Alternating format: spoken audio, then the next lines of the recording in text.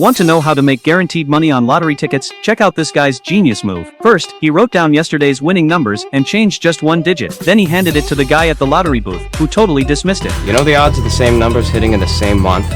Same numbers hitting ever? The man didn't flinch. He took his purchase ticket back to the car and first crumpled it up. Then he had his daughter take a coin and rub it back and forth over the date on the ticket, turning the 22 into a blurry 21. But no matter how realistic the fake looked, wouldn't he get busted when trying to claim the prize? The man told his daughter it was time to find a sucker. The girl walked into a laundromat and struck up a conversation with a middle-aged woman. Within a few sentences, they'd hit it off. The girl made an excuse to leave and casually dropped the ticket on the floor. The woman quickly called out to her. Oh, honey, you dropped something.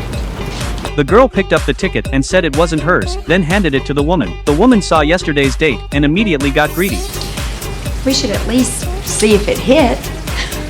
She wanted to borrow yesterday's newspaper from someone, and the man was already there waiting. The woman and the girl checked the numbers together. Even though one number was off, there was still a decent prize. We won $600. Holy shit!